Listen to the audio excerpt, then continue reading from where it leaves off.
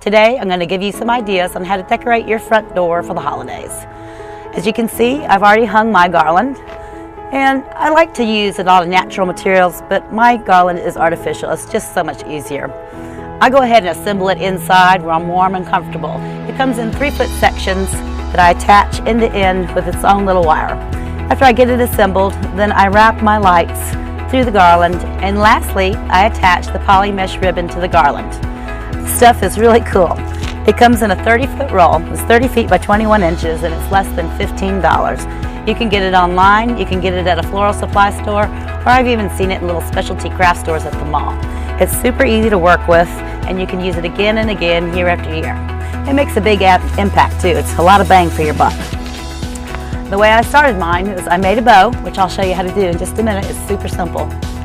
But I started with the bow and attached it to the center, and then just attached it with these little red chenilles to the garland.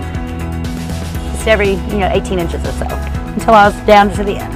And then I just simply attached it to my doorway with nails that are there every year. I just use the same ones and attach these chenilles, wrap them right around it. Hold it on good and tight.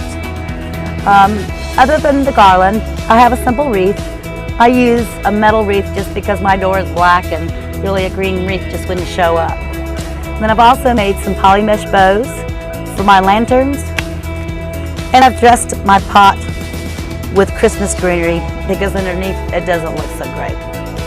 As you can see, this pot looks pretty sad and it could use some help. The first thing I'm going to do is layer in some white pine. Now, one thing to remember when you're working with white pine, it's sappy and you can get pitch all over your clothes and your hands, so be careful. I'm just going to lay 4 pieces in each corner, or 1 piece in each of the 4 corners.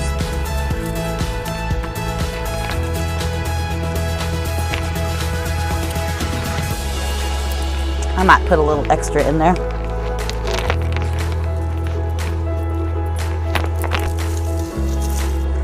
Now I'm going to put this stuff in. Honestly, I don't know what this is. It's in one of my neighbor's yards, but it's just absolutely gorgeous. It's some kind of pine, but it's beautiful. And I'm going to layer this in. So not only are we covering up our pot and making it look prettier, we're also mulching it, keeping it protected over the winter. Your pots will look pretty, probably till February. All right, we've got that in. The magnolia, I just stick right into the dirt, and it kind of keeps all this stuff pinned down. And I just kind of go around until it looks nice and full.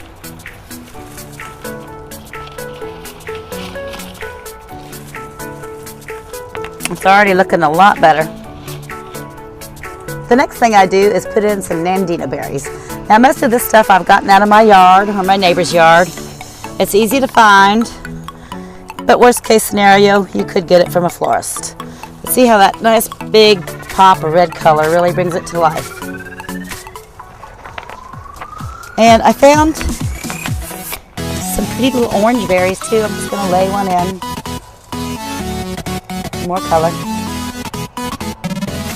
The last thing I do to dress my pot is to make the super simple poly mesh bow, and I'm going to show you how to do that right now.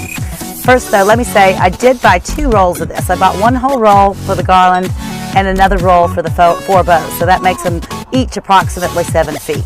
Now it's so easy. Let me just show you. I found the center, and you just scrunch it up. Then you got about 10 inches, and bring it back to the center. We're not really actually making a bow. And then I go to the other side and do the same thing. Go out about 10 inches and bring it back to the center. And then I just use my red chenille to scrunch it up. And I'm going to use the same red chenille to attach it to my topiary form. The thing that's great about these chenilles is that they're soft, so they won't scratch the paint like on my lanterns. So it goes like this. Just twists on. You can futz with it a little bit. Get it to go where you want. And there you go. Well, the last thing to do is put the bow up on the lantern and we're done. I hope you've enjoyed the video, and I hope I've given you some ideas for your front door. Remember, your house doesn't have to be perfect, but it should be interesting. Until next time, I'll see ya on Decorating Magic.